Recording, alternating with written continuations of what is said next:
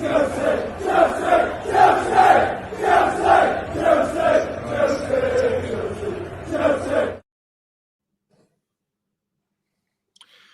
everybody. Welcome to episode 22 of The Blue Wave. I'm joined by my co-host, Jack. Jack, how are you doing? Yeah, mate, not too bad, thank you. Feels strange going from episode 19, as I referred to it last time, to episode 22 today, even though we've not had an episode in between. Yeah, I don't really know what to say about the performance today. I've seen more exciting performances. Definitely seen better games, but it is what it is. We can't win them all. I'm good. That's it. And also, we're joined by our guest today and our fellow friend, Chris. How are you doing? All right, boys. Thank you for having me on. Late doors. Pestering you boys in the no, but there we go. That's it. We move. Right, I'm just going to start because obviously, as today's probably for me our least exciting game under Tuchel in terms of overall performance. I think maybe it goes back to his first game in charge against Wolves. Was a kind of a similar kind of flat performance, bit sluggish. I don't really like these early kickoffs at the moment. Tend to not do well with them. I'm going to come to our guest first. Chris, what was your overall reactions of today's game? Probably the same as most people, I would have thought. I think we've probably come out that flat. But I think we've all looked at those league games as a batch of four. And I think if you'd have said at the start of those four games before the Man United game, we'll come out of that with 8 out of 12 points, I think everybody would have probably have come away from that going, we'll take that. And, you know, with the fixtures that we've got coming up, we'll back ourselves to go on and do stuff. Because obviously 8 means that we're going to go undefeated in those four, which we've done. I think the flatness comes from the fact that we've come into this game against Leeds, which on paper is probably the one that we'd have fancied ourselves to win the most out of the 4 games. Obviously, there's no easy games and Leeds are no pushovers, but they give you chances. They are wide open. Set pieces, corners, they're really sort of vulnerable. Those are the kind of areas we'd have probably thought we could have taken advantage of these today. And I think that's what's kind of flat. And I think the result of the system change probably... You could say, okay, he's made 6 changes from the game against Everton, but he's almost rotated players back in. So it's not necessarily, a clean sweep of changes. But I think the system change and no out-and-out strikers probably not done us the world of good today. And we can probably touch on that in a bit. But, I think we've just got to just be a little bit, it's flat because I felt like we could have probably come away with 10 points out of those 12, which would have been phenomenal. But if you'd have said to us at the start of that run, 8 out of 12, we'd have taken it. 1-0 up against Atleti. We've got Sheffield United in the FA Cup coming up. So we've got a big week, international break, and then a really favourable run of fixtures. So we don't know. We're sitting here today and we're thinking, oh, God, we're going to get pegged back. We don't know what the other results are going to be for the weekend yet. So it could be that it's a point gained rather than 2 drops. So I think we've just got to be a little bit level-headed, but certainly a little bit flat, but not necessarily overall, just off today and the situation that we were coming into the game. Feeling like we could probably have pushed on and done something a bit more positive. Yeah, I think that's a fair assessment, and I'm in pretty much agreement with you there. We will touch on the changes later on in the episode, because I think that didn't help today, especially in our attack, and also we changed formation. I'm going to come to my co-host, Jack. I know you wasn't too pleased with the performance today. What was your overall reactions? Yeah, I mean, I was initially kind of pretty excited with the lineup. It was nice to kind of see both Hakim and Pulisic kind of come in. But at this point, I'm not really sure why Ziyech is playing. I don't think he deserves to start again for kind of the foreseeable future. He's been really, really, really poor for about 3 or 4 months now. Doesn't look remotely suited to the English game. I think he's best coming right in off the wide right. And he's playing in kind of quite a central role. He was just running in circles today at times. There was a chance where he could have, set Kai away. Kai was kind of open. He was free. He held on too late. He would have been offside anyway. But that kind of killed that attack quite early on. I thought Chilwell was really, really, really, really poor today. I get that he's obviously playing against a lead side that's going to make it difficult for him. And, I've seen people saying they thought he actually played all right. But for me, he was nowhere near good enough. And it says a lot about how poor he's been that Alonso has been kind of favoured over him in recent weeks. I think he's so much better suited to a back four than the back three kind of got in operation right now. So for me, I think he'll be out the squad for a little, or out of the starting 11 for a little while after that. It was just nowhere near good enough. The awareness he showed, like Alonso is just such a clear and obvious choice to kind of have playing over him now. And, you know, don't get me wrong, we've been brilliant under Tuchel, to be honest. So, you know, there are always going to be games like this where, you know, nothing kind of goes right. And I think today maybe was that game. And I've already kind of said on Twitter, if we win on Wednesday, it'll be like that Southampton game where we were all moaning about the Cho substitution. I'm not going to think about this game ever again if we can get a result on Wednesday. So, you know, there's always going to be hiccups. We've got winnable games coming up, but we've got to really get the most out of those now if we're serious about getting top four. Yeah, no, I agree. Definitely, with the game coming up, we need to put this performance to bed and move on, especially with a massive game coming in midweek. If we can get a result there, again, it will lift heads in the dressing room. The players will be buzzing to reach the next round of the Champions League, going into Sheffield United in the FA Cup at the weekend. And then we've got 4 winnable games where you'd expect maximum points, which we will touch on towards the end of the episode. I'm going to highlight one player in particular because I think there's been a lot of talk lately regarding goalkeeper and Donnarumma at AC Milan. And I think even me, myself, sometimes I have been fairly critical of Mendy, but made some absolutely outstanding saves today. Outstanding. That first save, tipping onto the crossbar, was unbelievable. And then he made a second save, I think, from Rafinha, and he had to adjust his body. And I think that was again kept us in the game. What was your thoughts on Mendy today? Yeah, he was brilliant. He was by far and away our best player, to be honest. He saved us today. That hand he had in the second half on that shot from close range, he just played really, really well, to be honest. He doesn't fill me with a great amount of confidence always, especially with the ball out of his feet. I don't know if that's because of the size of him or what, but he doesn't always look kind of in complete control of the ball. But it's the same way that a lot of kind of taller players do, and I think that's why Kepa naturally kind of looks better on the ball, because, you know, he is that little bit shorter, a little bit kind of more nimble. But, you know, whilst he does kind of raise my heartbeat at times, he is still pretty good on the ball at the back, I feel. And yeah, today he played really, really well. If he finishes the season strongly, I think the board will direct a lot of the money they would have potentially spent on someone like Donnarumma into another area of the pitch. But in all honesty, I think we've always known we should be looking for Kepa's replacement and not Mendy's replacement. It's just how high we really want to set the standards for the goalies in the club. Yeah, that's spot on. I think, what is it today? It's 15th clean sheet of the season. I think it's 19 clean sheets in 31 appearances. Yeah, that's the one, mate. 19 and 31. It's ridiculous. Yeah. And how many clean sheets in the Premier League? Don't know. He could be in with a shout of Golden Glove at this rate, I'd have thought. I don't think he won't be that far behind Edison, because when we've conceded, we've conceded big. We don't tend to concede like one goal and leave it. We concede like 3 or 4. There was a few tweets and stuff coming around saying that he's close to the Golden Glove if he keeps a clean sheet. I think he's like within 2 or 3. Yeah. And I don't think he's obviously conceded. Go on. So I was just going to say, Martinez conceded late, didn't he, last night against Newcastle, which took that clean sheet away from Shelton Mendy today. But yeah, go on, as you were saying. Yeah, I was just saying, I think if you look at value for money, and if you look at an impact signing, and if you look at all the signings that we've made this summer, he's got to be the one that stands out for me in terms of return for cash, impact that he's had on the team. Over Thiago Silva? Yeah, I think so, mate. I think so because Mendy's been reliable. We knew what we were getting with Thiago. Yeah, I suppose. He would probably get injured, and that's happened. And he's been out for, 5-6 weeks now? Yeah. You know, I think he's been an amazing signing for us. Don't get me wrong. I think what Thiago does on the pitch and off the pitch is phenomenal. But if you're looking at, 20-odd million quid for Mendy? And it was a really... I think it might be less. 18 million. I think it was like 16 or 18. Yeah, so even better. And it was such a problem area for us.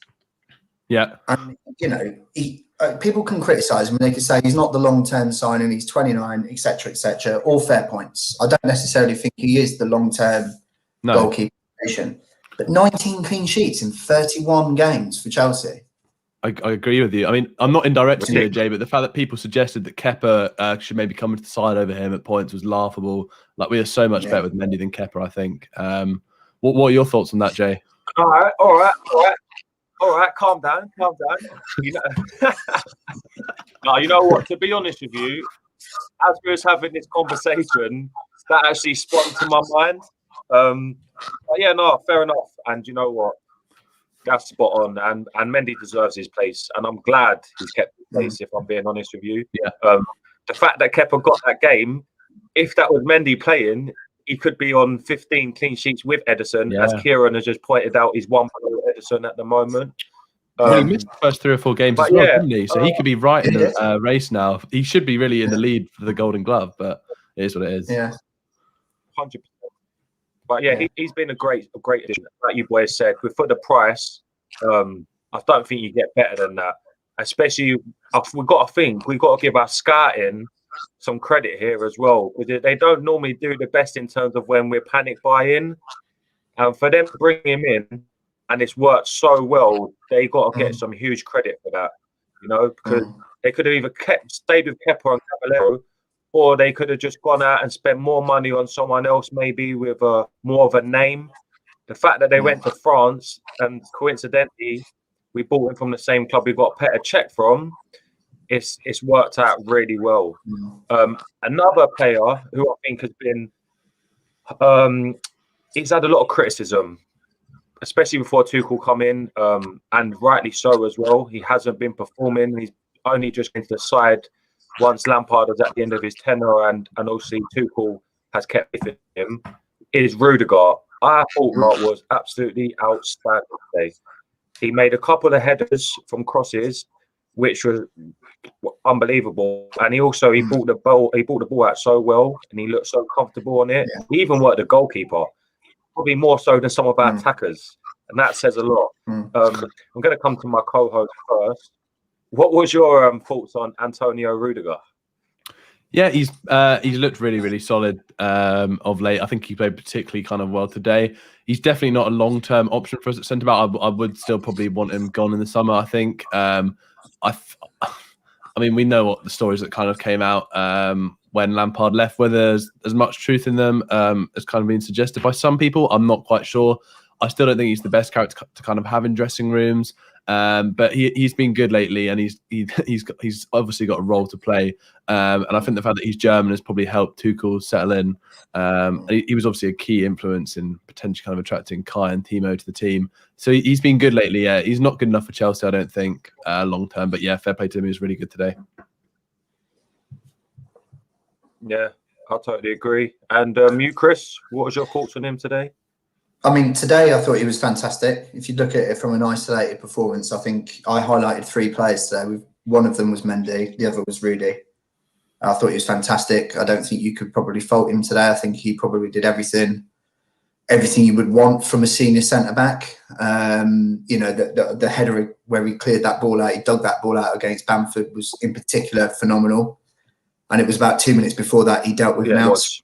It was just phenomenal. Every time he met that ball in the air, it was gone. You know, it was gone 20, 30, 40 yards, cleared the lines, job done, carried the ball well.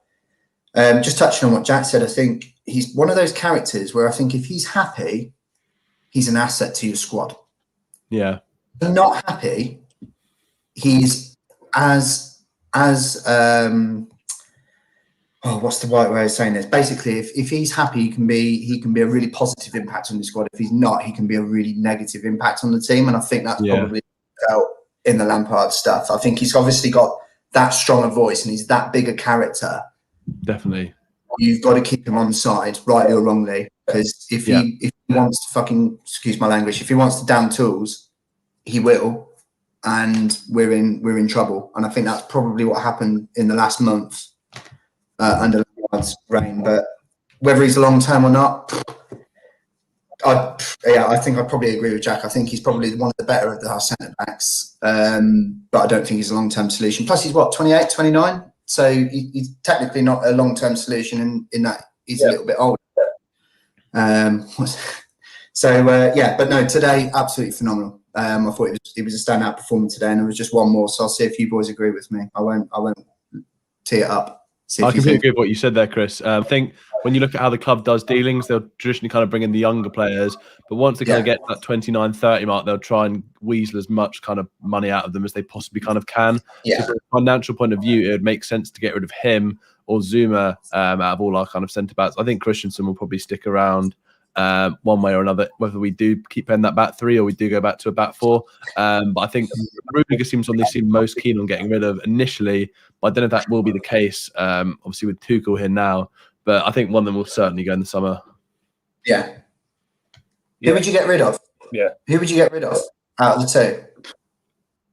If bids come in for them, I think, I think if bids come in, I'd get rid of Rudiger. But I do feel Zuma's the one who is easier to offload, who would have more suitors personally, and you'd probably get a bigger sum for Zuma over. And he's better, yeah, of course, yeah, without a doubt. And I think we've missed him as well in terms of aerial ability because he just rises above everyone. And I think that's one reason we haven't been as good off corners as well in terms of attacking sense. But yeah, I'd get rid of Rudiger. I think now. Rudiger's decent defensively, aerially, but the way that Zuma can kind of win the ball in attacking situations, there's no one that really comes close to him, maybe in the league even. Yeah, I do agree with that last point there, mate. Yeah. Chris, I know you've got an honourable mention for a third player today, and I've got a feeling I know who this player is, and I am obliged to agree with you if it's correct. N'Golo Kante. Yeah, so N'Golo Kante, mate. I thought what a throwback performance that was. Yeah, he was incredible today. He was. I've done a tweet saying about Rudiger and Mendy, and people straight away in my mentions, Kante, and I'm like, I never say he don't play. There was my two favourable mentions, and then also done a tweet about Kante after that, because as you know, I like to do them in parts. But yeah, he was incredible, bringing the ball forward, breaking up play. I think the only thing he done wrong for a whole 90 minutes, which you could probably say for a lot of us, was the slight overhit pass from the mistake from the goalkeeper. He had a bit more time. But other than that, yeah, he looked really good, starting to look much like himself. How did you think he played, Jack? Yeah, played really, really well. He's not been his best at points this season, but he has, I think he's either doing really, really good or, quite poor by the standards we've kind of set for the guy. But with the situation we've kind of got midweek, missing both Mount and Jorginho, it's so important that he had a good game today. And, he's got 4 or 5 days worth of rest now before that Wednesday night game. So I'm expecting him to kind of really, really be up for that game. And he's one of our kind of leaders. And where he leads by example, I think. He's not a naturally kind of charismatic kind of guy, but when he's playing well, I just kind of feel it does give a massive, massive boost to the rest of the squad. So if he can put in a huge performance on Wednesday night, Atletico won't stand a chance, I don't think. Yeah, no, spot on. But yeah, Chris, how about you? I know you really wanted to touch on Kante today. So what was your thoughts on his performance? Well, Tuchel said, didn't he? He said before the international break, we're going to have to manage his games. And I think that's probably the right decision. And I think what he was also indicating was that after the international games, that's when we can start using him week in, week out.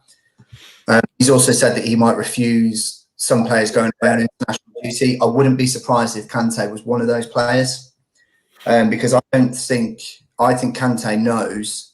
Tuchel knows how important Kante is going to be for the last sort of 12, 15 games of this season for us. And that kind of N'Golo Kante is, well, he's still levels above any other CDM in this league. And you could chuck Rice at me, you could chuck all sorts of names at me, but that guy is levels above. And we don't really realise how lucky we are that we've got him in our team. What we haven't had in the last 18 months is vintage Kante. We've seen glimpses of it this season, but today was one of those examples where he just showed he can boss a game. And this isn't a slant on Jorginho at all, and I'm not going down that route, but Kante carried him today. He covered up a lot of the stuff, and I think that was more of a Tuchel tactical mistake. I think Kovacic and Kante would have been a better pairing for this type of game against Leeds. But you didn't notice the fact that Jorginho couldn't get about the pitch as much because Kante was doing that typical work of 2-3 people that we've known and loved him Yeah. for. So I was most proud and happy to see him back at his very best. And if that's the Kante we've got for the rest of the season, we'll be fine. We'll be absolutely fine. We'll be top 4, FA Cup, and we'll do bits in the. We'll probably progress, depending on the draw. We'll probably progress into the semi-finals with that N'Golo Kante. Convinced he's that important for us. Yep. I totally agree. I think that's spot on. He'll be major, especially if we do qualify, like you said. He'll be major in the later part of the Champions League. That's spot on. Yeah. At the back end of the season now that we're going into. Just a quick one. As a channel was saying in the comments, please smash the like button, guys, and get it shared to any other Chelsea fans you've got around you. And the more the merrier, and get your questions in. I just want to say as well and touch on today's performance and get both your views on this, because we've looked really steady defensively, and the main problem has been in attack. And certain games like today, we looked less fluid. I think personally, it doesn't help when you keep changing the attackers. I think we need to get a set free and let them gel together and work each other out and get a run of games. I don't know about you boys if you think that would help, but I'd personally like to see Werner, Havertz and Mason get a run of games together. I know obviously Mason can't play in midweek, so we'd have to wait till Sheffield United, but I think it would help the players in terms of going forward and creating an understanding on the pitch, because I think this experiment at the moment with giving the these chances, which I do understand, but it's just not working. When they're getting these chances at the moment, it's not working. Today, Pulisic started off well. First 15 minutes, I thought, hold on a minute, Pulisic looks raring to go, and then he just went missing. Ziyech probably played one good ball over the top of defenders for Havertz, and that is all I could probably remember that he did today. Another lackluster performance from him, just not enough in terms of what you expect from him. So yeah, how do you feel, boys, regarding changes and a bit more stability in the final third in terms of lineup? I'll come to you, Chris, first. As you were talking, I wrote down, you said the 3 that you'd like to see, and I started writing them down, and I picked exactly the same 3. It was Havertz, Mount, and Timo. I think they're our best 3. Best 3 is a combination. I think they're the ones that are in better form. We need more from our forwards. We've needed that for so long. The fact that Jorginho is still our joint top goal scorer in the Premier League is a problem. It's a problem. And if he hadn't missed a couple of penalties, he would be top goal scorer. And that probably will lead into a conversation about whether Tammy should be playing on more or not. But we'll pin that for now. But as it stands at the moment, those are the 3 that I would go for. I understand why Tuchel needs to keep Ziyech and Pulisic and everybody else involved and doing game time and getting the minutes. But I mean, we're getting to that point of the season now where it's not a form problem, is it? It's not like it will come soon. We keep saying, and everybody sees it on the timeline, soon it's going to happen. We're going to bang, they're going to click into form. Hopefully this is the game. They're going to slot in. Some point, when do we realise it might not happen?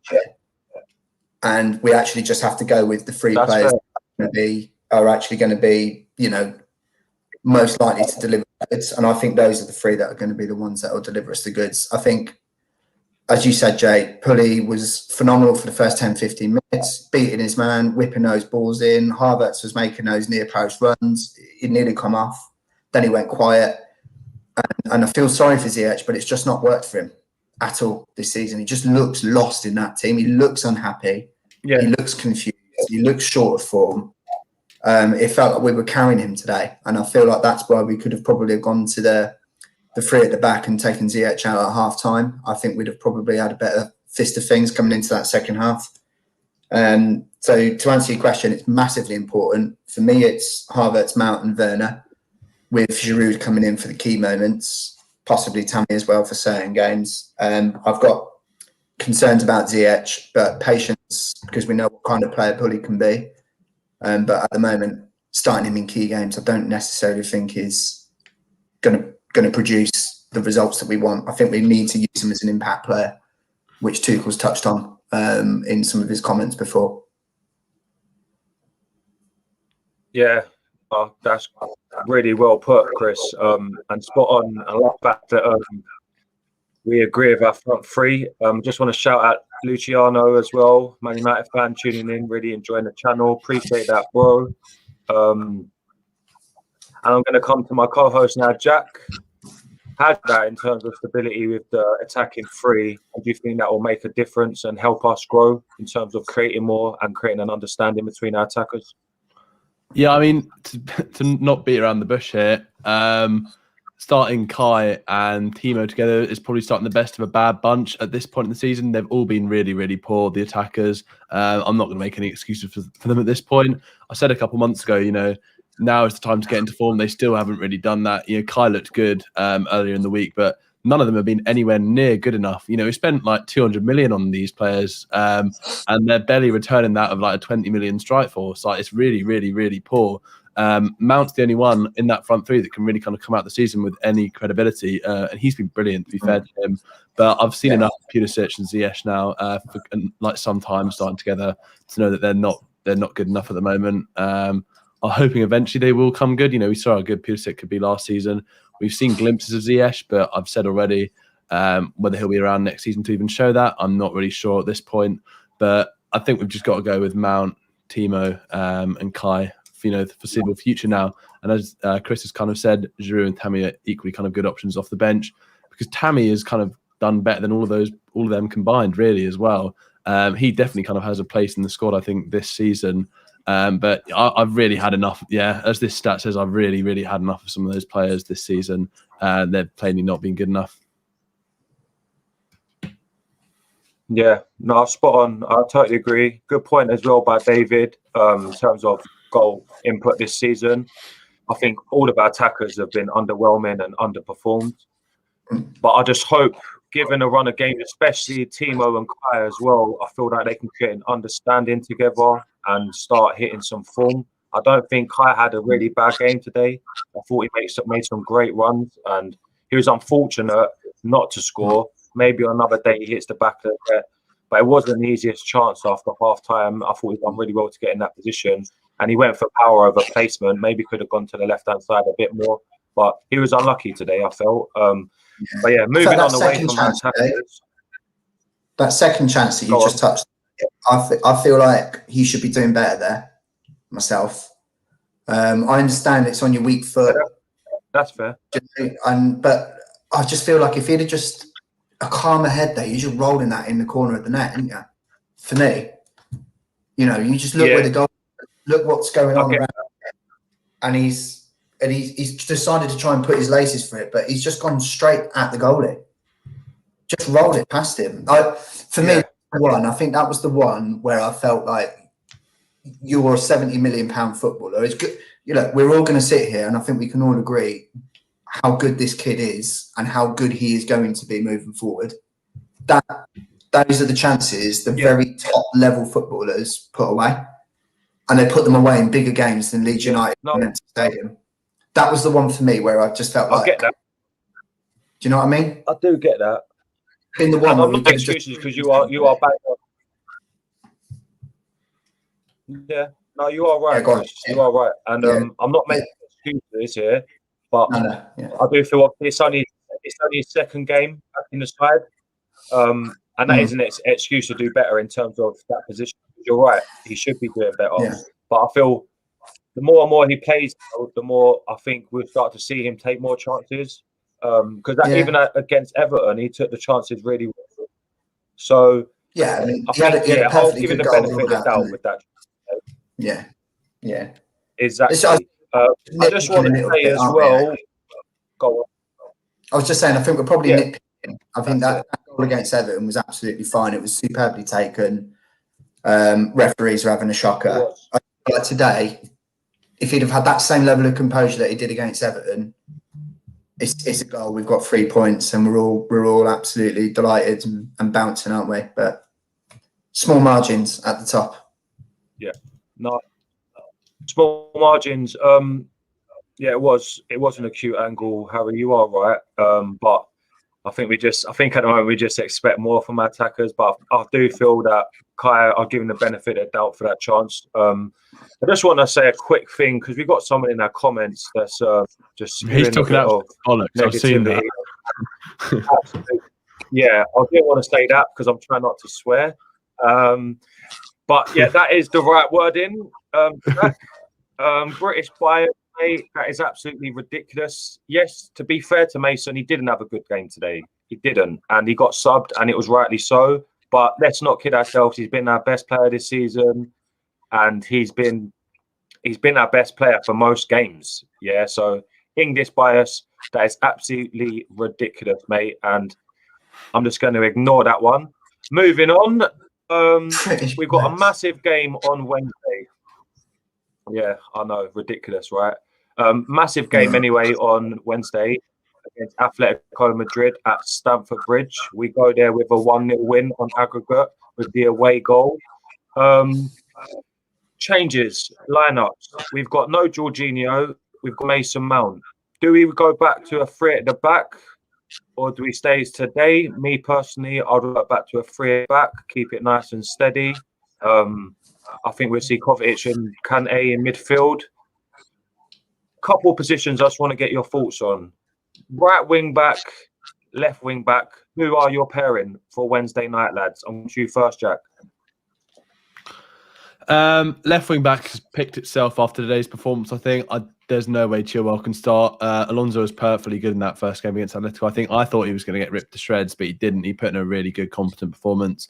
Chilwell should be nowhere near the starting 11 on Wednesday night, in all honesty, after that. And he's given Tuchel no reason to even have a headache about that decision after his performance today, I don't think. The right wing back slot is slightly harder.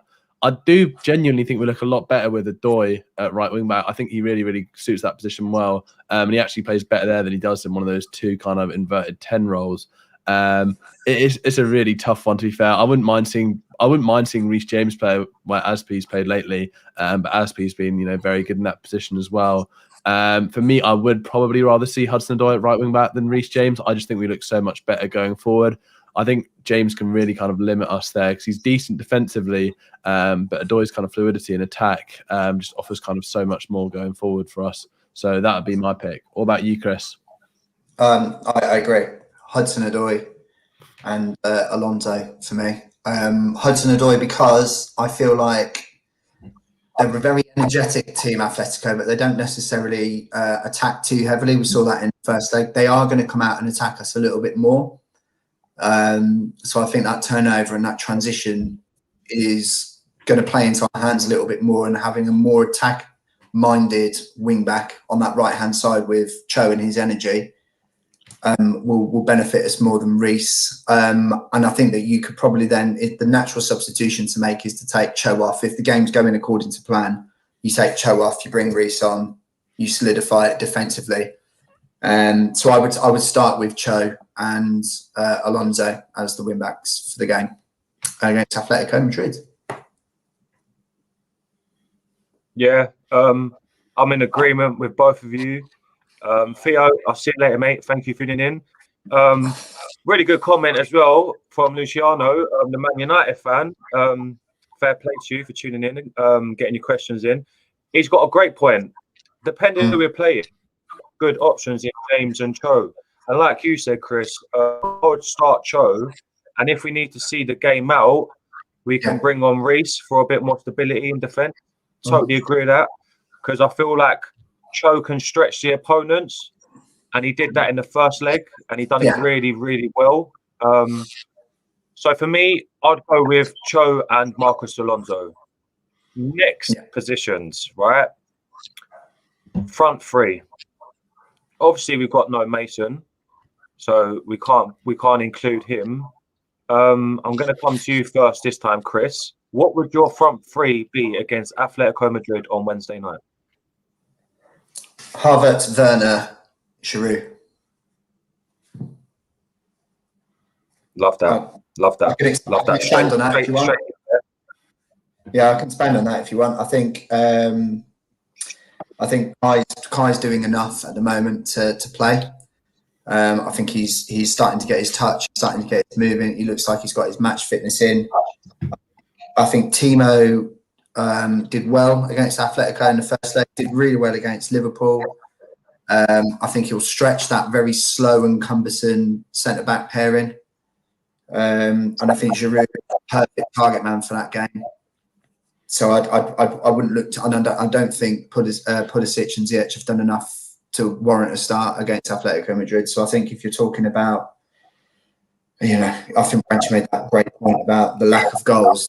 The other person that we've got definitely fit at the moment who is scoring goals is Giroud, and he bagged the winner against Atletico in that first leg. So let's get him on and starting at the Bridge in the second leg. Yeah, Jack. It's a tough one to be fair. I'd be tempted to agree with Chris, but if Reece James plays at right wing back, I'd put Hudson-Odoi in instead of Giroud, and kind of have him and Timo drifting off Kai. While Giroud obviously scored an absolute worldie that game, I don't think he actually played that well until that point. He couldn't really get involved in the game too much. I definitely wouldn't be against what Chris has suggested, but if Hudson-Odoi isn't playing at right wing back, I think he's got to start in one of the 10 positions. I suppose the other benefit, Jack, is from having Giroud defending corners, set pieces. Yeah, no, definitely. Obviously, Alonso's going to be in there doing that, and if Cho isn't starting, if Cho is starting and Reece James isn't, you want that extra height in that defensive situation as well, which Giroud gives you. Yeah, no, very true. Positive, I guess. Yeah, no, good shouts, boys. Me personally, I'll probably go with Havertz, Timo, and Giroud. But like Jack said, good point. If Reece does play, I'll take Giroud out and play Hudson-Odoi behind Havertz with Timo. And that is a lot of speed there as well. A lot of speed and a lot of. They'll be pressing and they'll make some really good runs, and I think they can really, really Atletico Madrid. But I'm looking forward to it. I know today wasn't the result we wanted. A few of us, I thought today was going to be the day where we just miraculously started scoring goals on goals. Didn't happen. Didn't help that we played on an absolute shocking pitch, which what do you expect from a team like Leeds? But I'm positive. We're not leaking goals, and I do feel like we will get the job done on Wednesday night. So to wrap it up, I'm going to get predictions and get your comments in as well with your predictions, people. I'm going to come to you first, Jack. What will be your score prediction for Atletico Madrid? Well, they've got to come at us, and they have been, in decent kind of scoring form. At the same time, we've been defending very, very well recently for, 2 months or so now. So I think that combined with the kind of potential speed we have on counterattacks, I could see us doing them 1-0 again. I'm going to go bold, but I'm going to say it'll be Timo Werner that makes the difference.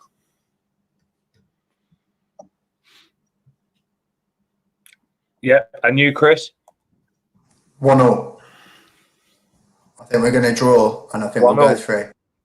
Yeah, I think we'll score first. Don't ask me who. Don't care. But I think we will concede, and I think we'll have to hold out. I'm not looking forward to it.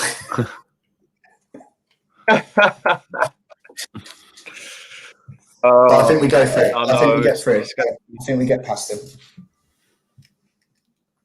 Yeah, I agree. Core, we've got 1-0 from Aussie. We've got 3-1 from Canary. Core, Jesus, love that positivity, mate. Love that. And I was going to wrap it up, and I've just remembered we had one more thing to touch on, as Chris has just reminded me. Chris, would you do the honours? We've got 4 games coming up in the Premier League, and they are... Yeah, so obviously everybody's a bit flat, so I think it was important, and I think Branchy's highlighted it on the timeline as well. It's important to highlight the games that we've got coming up in the league next and how actually favourable our running is. So we've got Baggies at home, Palace away, Brighton at home, and then we've got West Ham away in our next 4. So love that. How the results go this weekend, hopefully we'll get a few favours done. there's a real opportunity for us there, and I'm gonna stick my neck out here, and I'm gonna go. We're gonna get 12 points from the next 4, and I think we're gonna spank a couple of those teams on the way to getting those 12 points. That's a really good run of fixtures to start entering into after the international break, particularly if we get. If you think about it, if we qualify against Atletico in the Champions League and we dispatch Sheffield United in the way we should get to the semi-final of the FA Cup, all of a sudden, we've got 4 very winnable games to solidify that sort of top position. And this is why I think we should just look a little bit more positive. Everybody naturally has felt really flat today. But we've got some fantastic opportunities here, make or break moments of the season in our next 6 fixtures, assuming we get through the first 2 in the cups, to go and attack those 4 games in the league. I don't know about you boys, but I feel really positive about that. I feel like we can come out of there with 12 points from the next 4 league games. West Ham is going to be the obviously standout one because they're in a really good run of form at the moment, and it's not going to be easy. And we got rolled over there last season, probably one of the lowest points of the season for me, that one, and the manner of which we did it. But if we're at it and we bagged 4 wins out of 4, we're right in where we need to be, aren't we? 100%. 100%. I'm with you as well. I'll stick my neck out as well and go 12 points out of those 4 games. I think they're all winnable. I'm going to come to you, Jack. I just want to say as well, for everyone, some in the comments, we're not going to come on the show today and just be completely negative. We've had some really, really great results in the past fast fixtures. And during today, yes, it was a disappointing result and the performance wasn't great. But that doesn't mean we're going to just do like a 360 spin and just be like, oh, well, this is not good enough. This isn't great. What is Tuchel doing? The players, that is not what's going to happen here. We're not reactionary. We've had some great, great performances. And if you had told me we was going to get those performances, I would have probably been like, oh, maybe we could get a result. But the performances we did against Everton, the performances we did against Liverpool, and the performance against Atletico Madrid were outstanding. And the players absolutely stood up and were counted for and played for the Chelsea badge. So I'm not going to let one game of 90 minutes today change that. All right. So I just want to put that to bed and just let that be known, because that's what we do here at the Blue Wave. And this is how we like to get things. And we like to try and uplift our fans and get everyone feeling positive again and enjoy the rest of their weekend with the big games coming up with our rivals and everyone around us. Anyway, go to what I was saying. Jack, what are your thoughts on them net 4 games?